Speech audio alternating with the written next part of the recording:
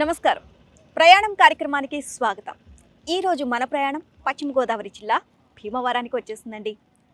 ఎంతోమంది సినీ నటులను, రాజకీయ నేతలను, అలాగే ఎంతోమంది ప్రముఖులను భీమవరం మనకు పరిచయం చేసింది. అలాగే ఈ చుట్టుపక్కల ప్రాంతాలను చూసినట్లయితే కనుక ఎక్కువగా చేపల చెరువులు, రొయ్యల చెరువులు, రైస్ మిల్లు ఎక్కువగా ఉంటాయి. అంతేకాకుండా భీమవరంలోని గ్రామ ప్రజలకు ఆరాధ్య దైవమైన మా ఊళ్ళమ్మ అమ్మవారు, అలాగే పంచారామాలలో ఒకటైన సోమేశ్వర్ ఆలయం ఇక్కడ ప్రసిద్ధి. ఇంకా మరెన్నో విశేషాలు భీమవరానికి సొంతం. మరి ఈరోజు మన ప్రయాణం భీమవరం. సో మరి ఇంకెందుకు ఆలస్యం, భీమవరాన్ని ఎక్స్ప్లోర్ చేద్దాం పదండి.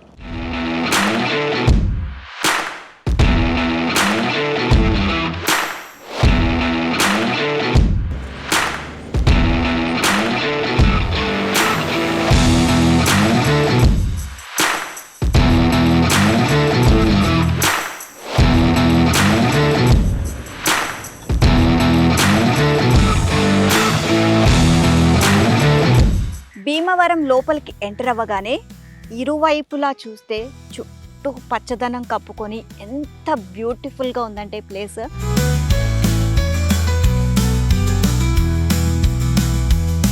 సో చూస్తున్నారు కదా, చాలా అంటే చాలా బ్యూటిఫుల్గా ఉంది మొత్తం కూడా. అండ్ మేము ఎంటర్ అయిన దగ్గర నుంచి కూడా మొత్తము అటు సైడు ఇటు సైడు చూసుకున్నట్లయితే మొత్తం గ్రీనరీ పరుచుకొని ఉంది. సో మొత్తం చుట్టుపక్కల అంతా కూడా పంట పొలాలు. ఇదైతే అసలు చాలా ఎక్సలెంట్గా అనిపించింది. సో ఇంత బ్యూటిఫుల్గా ఉన్న ప్లేస్ మనం ఒక్కసారైనా విజిట్ చేయాలి అనిపిస్తుంది. సో ఎందుకంటే సిటీలో ఉండి పొల్యూషను, ఆ శబ్దాలకి మొత్తం కూడా, సో అప్పుడప్పుడు మనం పల్లెటూర్లకు వచ్చి ఇక్కడ స్టే చేసినట్లయితే ఎంతో ప్రశాంతంగా ఉంటుంది. అండ్ ఇంకా చాలా చాలా బ్యూటిఫుల్ ప్లేసెస్ ఉన్నాయండి భీమవరంలో. అవన్నీ కూడా చూద్దాం మనం ఈరోజు.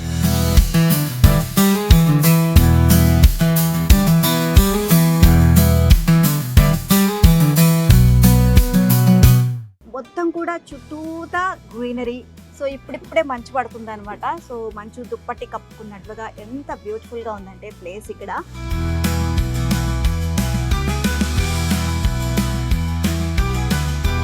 సిటీని వదిలి కొంచెము రిఫ్రెష్ అవ్వాలి, సో పల్లెటూర్లకు వచ్చి కొంచెం ఎంజాయ్ చేయాలి అనుకుంటే కనుక this is the best place అని చెప్పొచ్చు.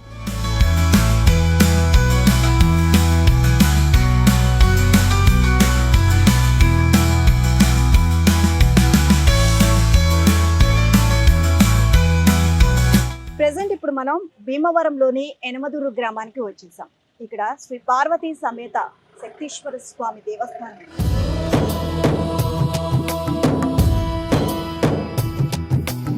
ఓంకారం సృష్టిసారం విధి విధి లిఖితం మోక్షదక్షం సుభిక్షం గంగాంగం దివ్యలింగం గజముఖ వినుతం సాన్నపూర్ణ. ఇది ఎలాంటి ప్రాముఖ్యతను సంతరించుకుంది, ఈ ఆలయం విశేషాలు ఏంటి తెలుసుకుందాం పద.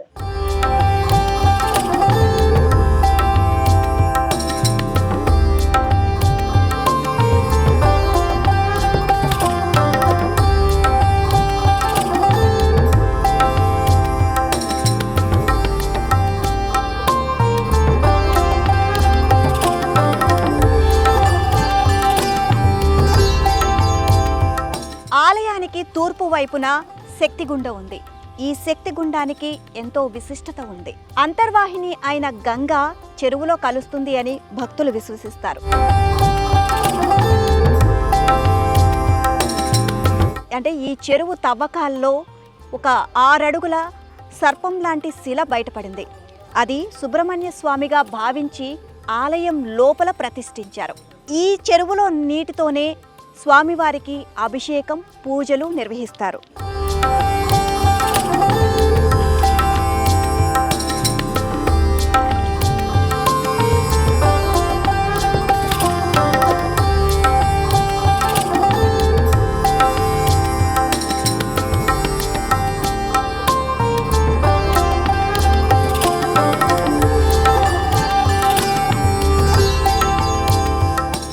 పార్వతీ సమేత శ్రీ శక్తీశ్వర స్వామి ఆలయంగా పిలువబడుతోంది. ఈ ఆలయానికి ఎన్నో విశేషాలు, ఎన్నో విశిష్టతలు ఉన్నాయి.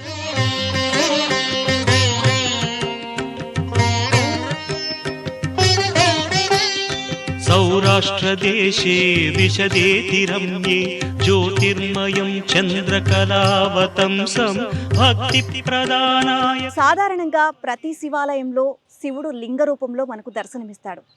కానీ ఈ శివాలయంలో పార్వతీ సమేతుడై ఒడిలో కుమారస్వామితో విగ్రహ రూపంలో మనకి శివుడు దర్శనమిస్తాడు. అంతేకాకుండా ఇక్కడ శివుడు తలకిందులుగా దర్శనమివ్వడం మరో ప్రత్యేకత.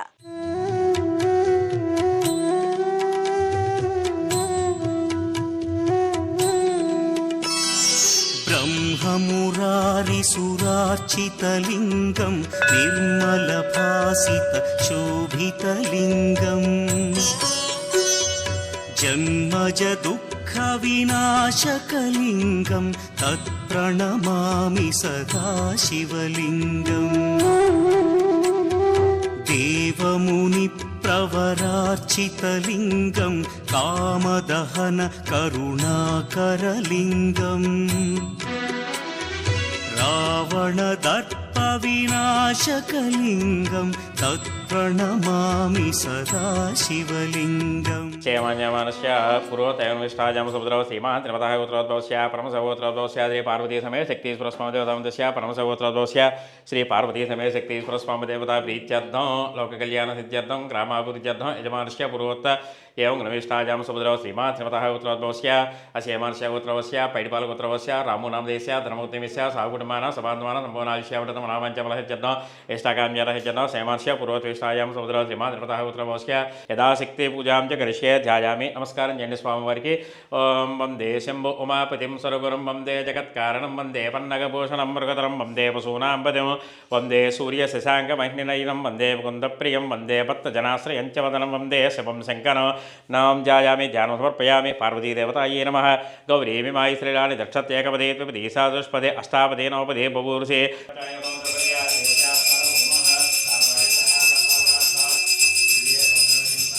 త్రిదళం త్రిగుణాకారం త్రినేత్రం చ త్రియాయుధం త్రిజన్మ పాప సంహారం ఏకబిల్వం శివార్పణం. మహాకాళి, మహాలక్ష్మి, మహాసరస్వతి స్వరూపిణి పార్వతి సమేత శక్తి స్వరస్వామి దేవత దివ్య పాదార చరణ సన్నిధో సర్వ అపరాధ క్షమాపణ సాష్టాంగ నమస్కారం సమర్పయామి. సాష్టాంగ నమస్కారం సమర్పయామి. శివాలయం ప్రత్యేకత ఏమిటంటే, మనం ఎక్కడైనా శివాలయానికి వెళితే స్వామివారు ఒక లింగ రూపంలో దర్శనమిస్తారండి. సాధారణంగా ప్రపంచంలో మనం ఏ గ్రామంలోకి వెళ్ళినా ఏ పట్టణంలోకి వెళ్ళినా స్వామివారి శివాలయం అంటే ఒక శివలింగం మాత్రమే ఉంటుంది. అది కూడా గర్భాలయంలో. అమ్మవారు కూడా విడిగా అంతరాలయంలో ఉంటుంది తప్ప గర్భాలయంలో స్వామివారి పక్కన ఉన్నటువంటి అమ్మవారితో సహా కూడుకున్నటువంటి కుటుంబ సమేతంగా ఏకపీఠం మీద వెలిశారు. స్వయంభూ క్షేత్రం అండి ఇది. ఒకసారి చూడండి. స్వామి శీర్షాసనం అంటారు. అంటే శిరస్సు కిందకి పాదాలు పైకి ఉంటాయి. భాగాలు చూడండి ఒకసారి అందరూ కూడా భక్తులు. కింద స్వామివారికి నామం పెట్టాం చూసారా, కనిపిస్తోంది చూడండి. స్వామివారి కింద ఇది నుదురు భాగం శిరస్సు అండి. కింద పక్కనే అటు ఇటు గీతలు కనిపిస్తున్నాయి చూడండి, జటా చూడటం అండి స్వామివారి. అలాగే ఈ శిరస్సు పైభాగం నుదురు పైభాగంలో ఈ ఓంకారం కనిపించారు, కంఠభాగం అండి. అలాగే మీకు పక్కనే 2 ఎర్ర పుష్పాలు పెట్టాం చూడండి, అటు ఇటు కూడా మందార పువ్వులు చిన్నవి. ఆ 2 కూడా స్వామివారి చెవులు. ఈ ఓంకారం ఉన్నది కంఠం అండి. మధ్యలో ఉన్నదేమో నాభిస్థానం, హృదయం అన్నమాట. అంటే స్వామివారి యొక్క ఉదర భాగం, పొట్ట భాగం. అలాగే పైన ఈ 2 కూడా చిన్న చిన్నవి కనిపించే 2 మోకాళ్ళు. పైన నిలువుగా కనిపించేటువంటి తెల్లగా కనిపించే విభూతి పెట్టిన నామాలు 2 పాదాలండి. ఇవి పాదాల పైన ఎత్తుగా ఉన్నది మధ్యలో ఈ మందార పువ్వు పెట్టింది చూసారా. స్వామివారి పైన పాదాలపైన సర్పం అండి. సుబ్రహ్మణ్య స్వామి చుట్టుకుని సాధారణంగా స్వామివారికి శివుడికి మెల్లో ఉంటే సుబ్రహ్మణ్య స్వామి అన్న సర్పం ఇక్కడ పాదాలపైకి వచ్చి ఉందండి. స్వామి శీర్షాసనంలో ఉన్నారు కాబట్టి పైకి వచ్చి ఆ విధంగా అలా వెలిశారు స్వామివారితో పాటు. అలాగే మీకు ఏమిటంటే పూర్వకాలంలో ఇక్కడ కొంతమంది తురుష్కులు దండయాత్రలు చేశారని చెప్పి మన కోటేశ్వరరావు గారు ఈ మధ్య ఎక్కువగా చెప్తూ ఉంటున్నారు. ఆ యొక్క కత్తివేటు వాళ్ళు పాడు చేసినప్పుడు కత్తివేటు ఏమిటంటే ఈ పుష్పాలు పెట్టని చూడండి స్వామివారి దగ్గర ఇలా క్రాస్గా మీకు ఇక్కడి నుంచి ఇలా క్రాస్గా ఉంటుందండి. అలాగే అప్పుడు తన దండయాత్రలు చేసినప్పుడు స్వామివారిని అలాగా కొట్టారని చెప్పని చరిత్ర అండి ఇక్కడ. అలాగే ఏంటంటే పక్కన అమ్మవారు కూడా పార్వతీదేవి చంటిపెట్టును ఎత్తుకుని వచ్చిందండి. బాలింత్రాలు ఒళ్ళో చూడండి కుమారస్వామి నేనా పడుకుని ఉంటాడు. మీరు చూసేది ఏమిటంటే స్వామివారి కవచం అండి, ఇత్తడి కవచం. లోపల శిలారూపం అదేవిధంగా ఉంటుందండి. పైన అలంకారం చీర మీద కుమారస్వామి అలాగ తొడుగు పెట్టడం అనేది జరిగిందనమాట, భక్తులు తెలియడం కోసం అండి. అంటే ఒకే పీఠం మీద కుటుంబ సమేతంగా యమధర్మరాజు తపస్సు చేస్తే స్వామి అమ్మవారి ఇక్కడ కుటుంబ సమేతంగా వెలిశారండి. చాలా పురాతనమైన క్షేత్రం, పంచారామాల కన్నా పురాతనమైన ఆలయం అండి ఇది.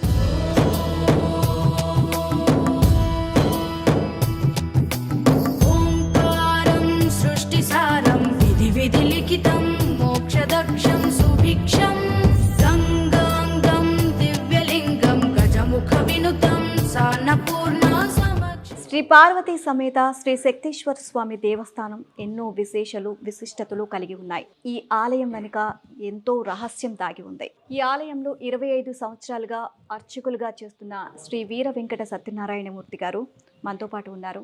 వారిని అడిగి ఈ ఆలయ విశిష్టత గురించి తెలుసుకుందాం. నమస్కారం గురుగారు. నమస్కారం.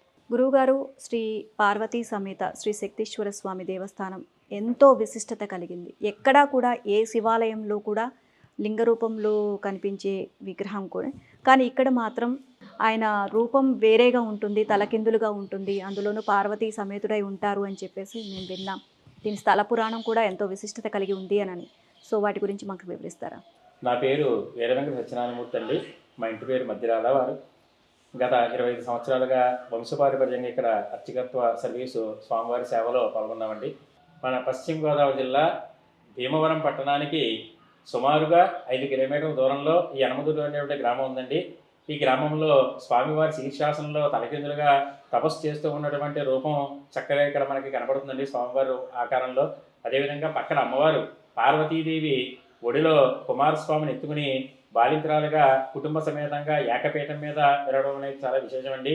ఈ ఆలయం స్థల పురాణ ప్రకారంగా పూర్వకాలంలో ఇదంతా కూడా ఒక దండకారణ్యం అండి. ఈ అరణ్య ప్రాంతంలో మునీశ్వరులు ఎక్కువగా యజ్ఞాలు, యాగాలు, క్రతులు నిర్వహిస్తూ ఉండేవట.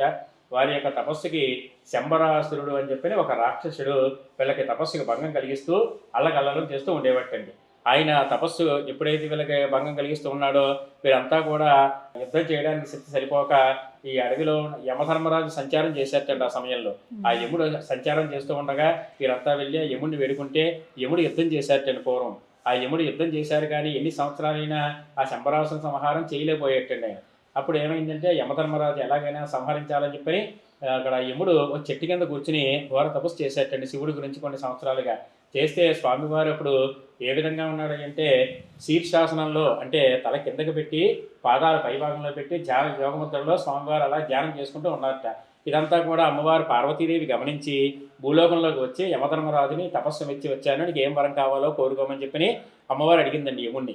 అడిగితే స్వామివారి దర్శనం కావాలని చెప్పి అడిగట్టు ఆయన. అడిగితే స్వామివారు ఇలా యోగనిష్టలో తపస్సులో ఉన్నారు, ధ్యానంలో ఆయన తపస్సుకి భంగం కలిగిస్తే మొత్తం ముల్లోకాలంతటికి ప్రమాదం అని చెప్పి ఆయన తపస్సులో ధ్యానంలో ఉన్నారు కాబట్టి నీ కోరిక ఏమిటో చెప్పి నేను తీరుస్తానని అమ్మవారు వస్తే అమ్మవారుని అడుగుతాడు, అమ్మ నాకు శక్తి కావాలమ్మా, ఈ రాక్షస సంహారం చేయడానికి నా శక్తి ఏమీ కూడా పని చేయలేదు, అంచేత నీ యొక్క శక్తి ప్రసాదించినట్లయితే నేను వెళ్ళి తక్షణం సంహారం చేయగలుగుతాను, ముల్లోకాలంతటికి ప్రమాదం అండి అని చెప్పని ఈయన సంహరించడానికి నా వల్ల కావట్లేదు, ఈ ముళ్ళు సంరక్షణ కోసం అని చెప్పి నేను ఇలాగ మార్గం గుండా వెళ్తూ ఉంటే వీరంతా నన్ను కోరారు అని చెప్పని యముడు అమ్మవారిని చెప్తే అమ్మవారు శక్తి ఆయుధాన్ని ఇచ్చి సంహరించమని వరమిస్తుందండి. ఆ శక్తిని ఇచ్చిన తర్వాత వెంటనే ఆ యమధర్మరాజు వెళ్ళి ఆ శంబరాసును సంహారం చేసి తిరిగి వస్తాడండి. తిరిగి వచ్చి అమ్మ నీ యొక్క శక్తి అనుగ్రహం వల్ల నేను వెళ్ళి సంహారం చేయగలిగాను, కాకపోతే నాకు ఒక చిన్న కోరిక ఉందమ్మా, ఈ భూలోకంలో నాకంటూ ప్రత్యేకంగా ఒక దేవాలయం కానీ ఒక పూజ కానీ నా నామం కానీ భక్తులు ఎవరో కూడా తలవరమ్మా, కాకపోతే ఈ భూలోకంలో నా పేరు కూడా భక్తులు పడిగేటట్లుగా నా వల్ల కూడా వారు ఏదైనా ఉపాయం పొందేటట్లుగా వరం ఇయ్యమ్మా అని చెప్పని యమధర్మరాజు కోరుకుంటారండి అమ్మవారిని. అప్పుడు అమ్మవారు ఏం చేసిందంటే ఈ గ్రామానికి యమునాపురం అని నీ పేరు పెడుతున్నానని చెప్పి అమ్మవారు నామధేయం పెట్టింది నీ గ్రామానికి. ఎందుకంటే ఎవరైతే ఇక్కడికి మమ్మల్ని దర్శించడానికి వస్తారో అప్పుడు నీ నామం పలికి మమ్మల్ని దర్శిస్తారని చెప్పి అమ్మవారు చెబుతుంది. అని చేస్తే గ్రామం పేరు యమునాపురం అని చెప్పి పూర్వం పెట్టిన అసలు పూర్వం పేరండి. కాలక్రమంలో యమపురిగాను తర్వాత యమపురముగాను నేడు యనమదుర్రు అనే పేరుతో పిలువబడుతోందండి. అదేవిధంగా శీర్షాసనంలో స్వామి ఏ విధంగా అయితే యోగనిష్టలో ఉన్నాడో అదే రూపంలో స్వామివారితో పాటు ఇక్కడ ఆ యముడికి స్వామి దర్శనం ఇవ్వలేదు కాబట్టి అమ్మ ఆ స్వామివారితో వచ్చి ఇక్కడ నువ్వు కూర్చోవాలి, ఇక్కడ నువ్వు ఉన్నట్లయితే రాక్షసులు ఎవరు కూడా పుట్టకుండా ఈ భూలోకంలో ఇక్కడ భక్తులంతా కూడా శాంతి భద్రతలు అవి ఉంటాయని చెప్పని భక్తులకి ఎటువంటి వాళ్ళ తపస్సుకి భంగం కలగకుండా ఋషులకి భంగం కలగకుండా మీరు ఇక్కడ కొలువై తీరాలని చెప్పి అమ్మవారిని వేడుకుంటాడండి యముడు. 1990 సంవత్సరంలో ఒక గాలివాన్ కింద ఇక్కడికి వచ్చి ఆలయం ఇక్కడిక్కడ కుప్పకూలిందండి. అది వెంటనే పడిన తర్వాత స్వామివారికి అమ్మవారికి ఏమీ కాలేదండి. అప్పుడు ఏమిటంటే ఆలయాన్ని మళ్ళీ పునర్నిర్మాణం చేసి 91వ సంవత్సరంలో ఇక్కడ పునఃప్రతిష్ఠ చేశారండి. ఆ విధంగా స్వామివారు అమ్మవారు అలాగే ఉన్నారు. భూగర్భంలో కంటే 18 అడుగులు కిందకి తవ్వేటండి సుమారుగా. తవ్వితే ఇక్కడ అమ్మవారు స్వామివారు కూడా ఒకే శిల, అంటే కింద స్వామివారు అమ్మవారు ఇద్దరు కలిసి మెలివేసుకుని ఏకశిల కింద కనపడిందండి. కింద మళ్ళీ పైదాకా కట్టుబడిలా కట్టుకొచ్చారండి. శక్తి గుండం గురించి కూడా వివరించండి. అదేంటంటే యమధర్మరాజు ఇక్కడ తపస్సు చేయడం వల్ల ఆయన కోరిక వల్ల స్వామివారిని అమ్మవారు తీసుకొచ్చి పక్కన ఆ విధంగా కాపలాగా ఉండడం జరిగిందండి. అది విశేషం. అలాగే స్వామివారికి ఆలయం ఎదురుకుండా శక్తి ఉండమని పేరు గల మంచినీళ్ళు చెరువు ఉందండి. ఆ యొక్క నీరు కాశీగంగా అక్కడి నుంచి అంతర్వాహినిగా ప్రవహిస్తూ ఉంటుందండి భూమిలోంచి. అదే నీరు తీసుకొచ్చి స్వామివారికి మహానైవేద్యం ఉండాలండి. వేరే నీరుతో నైవేద్యం పెడితే ఇక్కడ ఉడకదండి. ఇప్పటికీ కూడా విశేషం. చెరువు కూడా ఎండదండి. భక్తులు పూర్వం నుంచి కూడా ఇక్కడ తరతరాలుగా అందరూ చెప్తూ ఉంటారండి.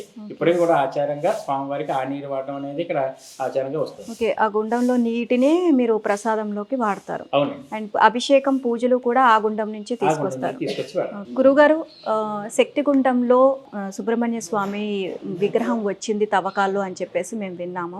అంటే పూర్వకాలంలో కూడా స్వామివారికి ఇక్కడ జంట సర్పాలు రోజు కూడా స్వామివారి దగ్గరికి రావడం అనేది, స్వామివారిని దర్శనం చేసుకుని వెళ్తూ ఉంటాయని చెప్పని నాన్నగారి టైంలో తాతగారి నుంచి పూర్వం నుంచి ఇక్కడ నిదర్శనంగా ఉందని చెప్తూ ఉంటారు. స్వామివారు గ్రామోత్సవం అయినప్పుడు కూడా పల్లకి వెళ్తుంటే ఆ పల్లకి కూడా ఇరువైపులా కూడా 2 సర్పాలు వెళ్ళేవిటండి. అది పూర్వకాలంలో ఒక ఆయన తెలియక అయ్యో పాము అని చెప్పి తెలియక ఒక కొత్త ఆయన ఏంటంటే దాన్ని కర్రతో కొట్టి దాన్ని చంపేస్తే వెంటనే ఆయన కళ్ళు పోయేటండి. అప్పుడు కళ్ళు కనపడక అక్కడే కూర్చుండిపోతే చాలామంది అప్పుడు ఏమిటంటే ఏమిటి పలానా ఆయన కనిపించట్లేదని చెప్పి వీళ్ళందరూ కూడా వెళ్తే ఇది ఏమిటి అని చెప్పని చూస్తే అక్కడ కూర్చున్నాడు. ఏం జరిగిందంటే ఇలాగ తెలియక నేను ఇలా కొట్టానంటే అయ్యో స్వామివారిది అని చెప్పానంటే ఆ చనిపోయిన సర్పం ఏమిటంటే అప్పుడు ఈ చెరువులో నీరు ఆరగట్టారండి.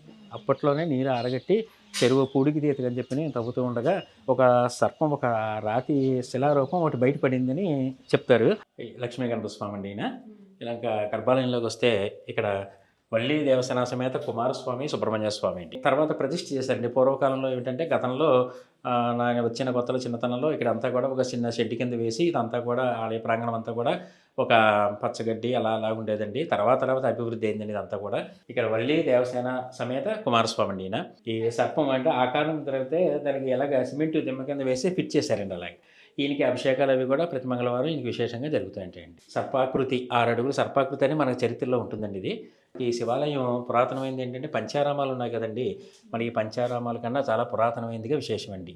అదేంటంటే యమధర్మరాజు తపస్సు చేసినందుకు ఊరి పేరు యమపురి అని, యమునాపురం అని, యనముదురు అని అలా పేరు వస్తూ ఉందన్నమాట. మార్గశిర మాసంలో వచ్చే షష్ఠికి ఇక్కడ చాలా విశేషంగా స్వామివారికి కళ్యాణోత్సవాలు, అన్న సమారాధన చాలా విశేషంగా జరుగుతుందన్నమాట.